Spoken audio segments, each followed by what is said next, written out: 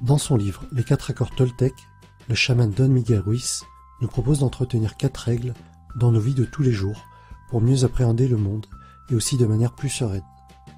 Des règles très simples à appliquer et à se rappeler au quotidien, mais qui auront de puissants effets positifs pour vous et votre entourage. Règle numéro 1. Que votre parole soit impeccable. Parlez avec intégrité. Ne dites que ce que vous pensez vraiment. N'utilisez pas la parole contre vous-même, ni pour médire d'autrui. La parole est l'un des outils les plus puissants que vous ayez. Les mots ont un pouvoir énorme sur notre psychisme. Qui ne se souvient pas de paroles blessantes d'un de ses proches? Le poids des mots est tel que certaines remarques peuvent rester gravées à vie dans la mémoire de certaines personnes. Pour entretenir ce principe, cultivez la modération dans vos propos. Apprenez à être diplomate. N'en dites pas trop, ni trop vite. Et cela commence par le discours que l'on se tient à soi-même. Utilisez la puissance de la parole dans le sens de la vérité et de l'amour. La parole est un outil qui peut détruire. Les critiques sempiternelles, du style « je suis nul »,« je suis incapable », que nous sommes amenés à nous dire à nous-mêmes, sont des paroles négatives qui nous polluent notre mental. Commençons donc, d'abord, par corriger cela pour nous. Parlons peu, mais parlons vrai, valorisons nos atouts et ceux d'autrui. Accord numéro 2. Quoi qu'il arrive, n'en faites pas une affaire personnelle. Vous n'êtes pas la cause des actes d'autrui. Ce que les autres disent et font n'est qu'une projection de leur propre réalité, de leurs rêves, de leurs peurs, de leur colère ou de leurs fantasmes. Lorsque vous êtes immunisé contre cela, vous n'êtes plus victime de souffrances inutiles. Ce principe a un lien direct avec ce que j'expose dans ma vidéo Le choix du bonheur, dans laquelle je vous parle de l'équation E plus R égale A. Les paroles et les actes des autres ne nous concernent pas directement. Ce sont des événements extérieurs. Nous avons le choix de notre propre réaction face à cela. Vous êtes critiqué, c'est l'image que l'autre se fait de vous. Mais ce n'est pas vous. On vous dit que vous n'êtes pas dans la norme? Mais qui est cette personne pour vous juger de la sorte? Est-il plus dans la norme que vous? Selon quels critères? C'est sa propre vision du monde qui vous classe hors norme. En changeant de référentiel, le résultat ne serait pas le même. Pour entretenir ce principe, apprenez à prendre du recul. Ramener à soi ce qui appartient à l'autre déclenche inévitablement de la peur, de la tristesse et de la colère. Pour atténuer ces émotions, laissez à l'autre la responsabilité de sa parole et de ses actes. Soyez détachés de tout cela. Accord numéro 3. Ne faites pas de suppositions.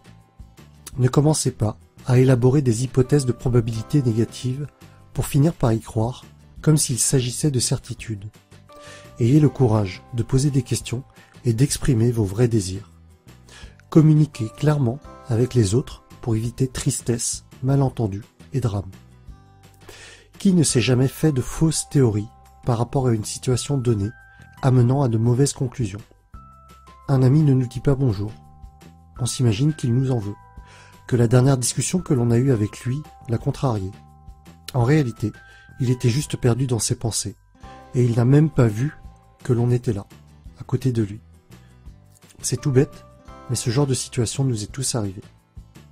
Pour s'en libérer, eh bien il suffit d'écouter et être capable d'entendre. Comprendre le principe que nos suppositions sont des créations de nos pensées. Nos hypothèses deviennent des croyances, notre ami est fâché par exemple, et nos comportements sous la pression, je ne l'aime plus ou je me sens mal, entraînent des angoisses et du stress. Juste le fait de comprendre ce cheminement va aider à appréhender. Accord numéro 4, faites toujours de votre mieux. Il n'y a pas d'obligation de réussir. Il n'existe qu'une obligation de faire au mieux. Votre mieux change d'instant en instant. Quelles que soient les circonstances, faites simplement de votre mieux et vous éviterez de vous juger, de vous culpabiliser et d'avoir des regrets. Tentez, entreprenez, essayez d'utiliser de manière optimale vos capacités personnelles. Soyez indulgent avec vous-même. Acceptez de ne pas être un être parfait ni toujours victorieux. Si vous en faites trop, vous vous videz de votre énergie et cela finira par agir contre vous. Si vous en faites moins, vous vous exposerez à de la frustration, de la culpabilité et du regret. Il s'agit de trouver un juste équilibre. Comment vous y prendre? Eh bien déjà, comprendre que ce qui est juste pour soi ne doit pas venir des autres. Apprenez à vous connaître vous-même et agissez de telle sorte que cela vous approche de vos gros cailloux, c'est-à-dire de vos objectifs à long terme, comme je vous l'avais présenté dans ma vidéo sur la gestion du temps. Voilà donc ces 4 règles. 1. Que votre parole soit impeccable. 2. Quoi qu'il arrive, n'en faites pas une affaire personnelle. 3. Ne faites pas de suppositions. 4. Faites toujours de votre mieux. Et voilà pour mon résumé du livre Les 4 accords Toltec. Encore une fois, ce sont des règles très simples et très faciles à appliquer. Mais on l'a déjà vu dans une de mes vidéos. Ce qui est facile à faire est aussi facile à ne pas faire. Si tout le monde appliquait ces règles, eh bien je pense tout simplement que l'on vivrait dans un monde meilleur, avec moins de rancœur, moins de haine, et peut-être moins de guerre. Vision utopique? Peut-être. Mais je suis persuadé que pour changer le monde, il faut commencer par se changer soi-même. Si vous avez aimé cette vidéo, n'hésitez pas à liker et à partager. Abonnez-vous pour découvrir mes futurs résumés de livres. À bientôt